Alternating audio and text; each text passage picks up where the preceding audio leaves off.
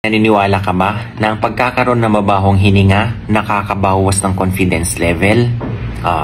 Kung ikaw may kakilala ngayon na hindi mo masabihan ng diretsahan na, oy, mabaho yung hininga mo, pre, mare, mga ganyan.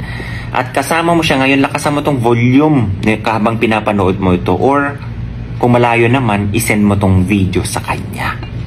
Magbigay tayo ng example, kabayan, ha? Pagpalagay na lang natin sa mga kababaihan, okay? Alam mo, sa totoo lang, kahit anong ganda mo, sa mga kalakay at anong gwapo mo, kung ikaw may mabahong hininga, totoo po yan, kabayan. Sa mga kababaihan talaga, may kakilala ka siguro dyan. Ang ganda ng postura ng kilay. Taray. Ang ganda ng pilik mata hanggang 3 inches. Makinis. Alaga sa manicure at pedicure. Pero pagdating sa hininga, kabayan, failed. May kakilala.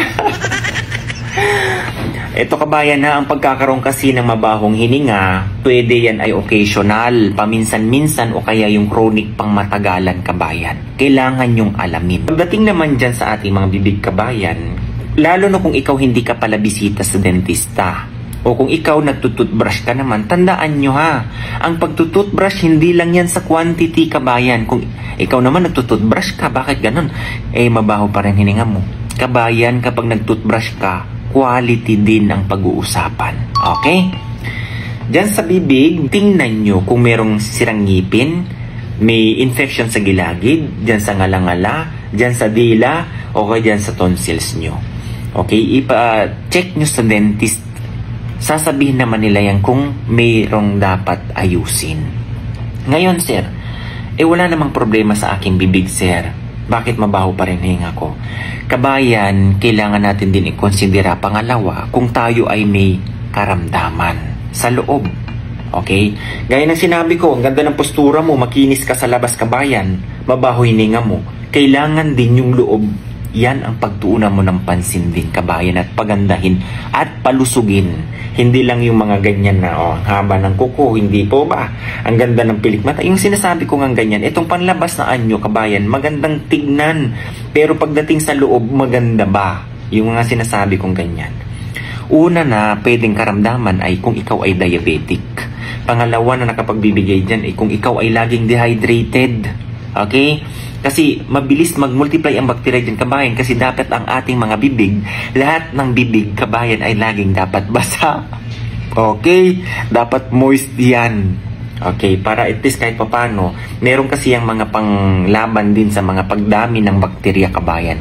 Kung ikaw ay may bisyo, okay, isa din yan na nakapagbibigay. Kung ikaw ay mahilig kumain ng mga mataas ng mga sulfur content niyan, gaya ng sibuyas, bawang, mga ganyan, mga occasional lang yan. Kung ikaw ay may problema sa atay, kung ikaw may problema sa bato, kabayan, paano naman kung sasabihin mo, wala naman ako mga problema sa mga ganyang mga organ. I-consider mo, kabayan, bituka. Okay, sa amin sa laboratory, lagi namin tinetest ito. Marami ang mga tao nito na positive sa Helicobacter pylori kung tawagin. Yan ang sinisisi kung bakit maraming tao ang nagkakaroon ng peptic ulcer dahil sa bakterya na yan. Diba? Kung dyan sa bibig, yes, bakterya din ang nag-cause niyan dahil sa pagdami, sa pagkakaroon ng byproduct. Ganun din kapag nandyan sa stomach mo, yung sobrang bilang ng mga Helicobacter pylori na yan. Kaya kailangan nyo magpa-check saan at kanino. Pumunta kayo sa gastroenterologist, kabayan, para matukoy nila yan, ha? Kung ikaw may problema sa ganyan. Sa totoo lang, kahit anong gwapo mo at ganda mo, ha? Kapag ang hininga o yung binubuga mo, baka mamaya andyan yung crush mo. O napansin ka ngayon. Pagdating ng panahon na ikaw ay lapitan at naamoy ang hininga mo, baka doon siya madismaya. Totoo yan. May nag-message sa akin, di ko na lang ipopost dito. Kaya nga po, kabayan, na brought out ko ulit itong topic na ito para at least kahit paano mapag-usapan. Kailangan nyo talagang magpa-check, kabayan. Ito, pwede kong ibigay sa inyo na konting remedy. For example, kung ganyan, sa bibig lang ang problema, ganyan. Pwede kayong gumawa nito, kabayan. Kumuha ka ng tubig at maglagay ka ng clove. Okay? Kabayan, yung mga ginagamit nyong mouthwash, lalo na kung yan ay acidic, mas lalong magkakaroon ng problema ang mga nandyan sa loob ng bibig o bunganga nyo. So magtimpla ka lang nito, yan ang gagawin mong pagmumug. Yan ang gagawin mong gargle. Okay? Sir, paano kung wala akong clove at ganyan? Kasi ito kabayan, alam nyo, sabi ko nga sa number 1 ang cloves talaga sa ganyan sa pagpapabango ng bunganga. Dahil sa ito ay antifungal, antibacterial, analgesic siya, anti-inflammatory at antioxidant. All in one na po ang clove kasi. Kaya maganda siya as mouthwash.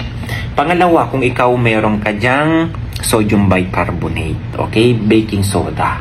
Ganon din, kumuha ka ng tubig and then maglagay ka dyan, isang kutsara, mix mo. Yan ang gagawin mong pagmumugan din, panggargalin din. Kasi neutralizer po ito kabayan. Okay? So, yun lang. Kung kayo naman diabetic at laging nagdadry ang inyong bibig, ito lang ma-advise ko sa inyo. Pwedeng may gums dyan. Sugar-free. Yan ang nguyain nyo, parang laging magkabasa yung bibig nyo. Okay? Ang pinaka-the best dyan, kung diabetic ka, pababain mo ang sugar level mo para at least kahit paano, ayan, maging normal lahat. Okay? So, God bless everyone kabayan. Naway makatulong po yan ha. Alam ko marami nag-struggle po sa ganyan na merong pagkakaroon ng mabahong hininga. God bless everyone. Alagaan po ang kalusugan ha.